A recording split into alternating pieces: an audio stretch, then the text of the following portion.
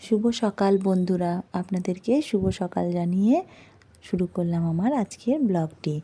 সকাল সকাল ডিম দিয়ে আটা দিয়ে পরোটা খাবে ছেলে বলছে। তো দেখুন না, আমি যেই গুলতে এসেছি করছি আর কি, তো ছেলে আমাকে বলছে মা আমি করবো। আমি বললাম ঠিক আছে। আমি যখনই কোনো কাজ করতে যাই ও বলতে আসে আর কি যে মা আমি করব আমি করব, অনেকটা হেল্প করতে আসে। তাই ভাবি এটা ছেলে না হয়ে মেয়ে হলে অনেকটা ভালো হতো আমার আর কি। তো যাই হোক, ও গুলেই নিল আর সুন্দর করে গুলে দেয় দেখুন।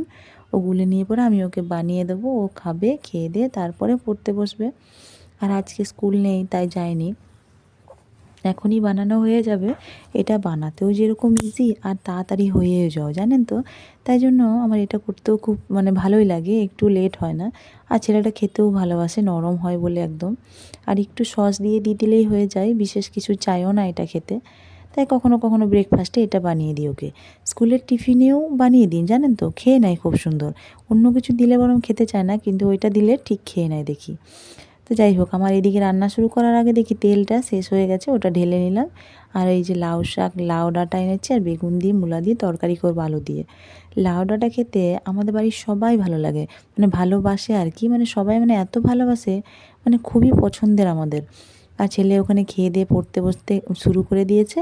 আর এই দেখুন আজকে বিশেষ রোদ ওঠেনি আর কি, এখনও দেখুন ওই পেছন দিকে কুয়াশার মতন। তো যাই হোক, পরে উঠবে মনে হয়। ভাত আমি গ্যাসে বসিয়ে দিয়েছি, আর একটু ইলিশ মাছ ছিল ফ্রিজে, বার করে নিলাম। এটাই আজকে রান্না করে দেবো। ইলিশ মাছের তরকারি মাছ করব, আর ওই লাউ ডাঁটার তরকারি করে দেবো। ওইটাই কেটে নিলাম, এই যে কেটে বসিয়েও দিলাম বেগুন দিয়ে। আর একটু মূলো দিলে তরকারিতে একটু সুন্দর গন্ধ লাগে, আমরা খুব ভালোবাসি খেতে। হয়তো সবাই খায় না, বাট আমরা খাই তাই ভালো লাগে। আর এই যে তরকারিটা হয়ে গেল, তরকারির পর আমি মাছটা করে নেব, তাহলে আমার রান্নাটা মোটামুটি কমপ্লিট হয়ে যাবে। তারপরে ছেলেকে নিয়ে বসবো একটু। আর মাথাটায় একটু তেল দেবো আজকে ভেবেছি, একটু তেল দিয়ে 1 ঘন্টা পর স্নান করব। তাই তাড়াতাড়ি রান্নাটা করে নিয়েছি, যে একটু বসে চান করব। তারপরে আমার দুপুরে ডিউটিও তো আছে, ওই জন্য এই যে সর্ষে দিয়ে ইলিশ করে দিলাম, একটু টক দিয়ে দিয়েছি, তেঁতুল ছিল পুরনো তেঁতুল, ওটাই গুলে একটু দিয়ে দেবো। এই যে দিয়ে দিলাম তেঁতুলটা, এটা দিয়ে পরে টক দিলে, আর টক দিয়ে একটু ইলিশ মাছ খেতে ভালো লাগে। তো একটু ফুটে গেলেই নামিয়ে নেব। আর এবারে মাথায় তেল নিয়ে নেবো, বাস আমার কাজ শেষ হয়ে গেল। এই যে তেল নিয়ে চলে এলাম, একটু তেল নিয়ে নিই। তারপরে 1 ঘন্টা পর একটু স্নান করব মাথায় শ্যাম্পু করে। তারপর ডিউটি যাব, ডিউটি যাওয়ার জন্য মাথাটা শুকোতে হবে তো।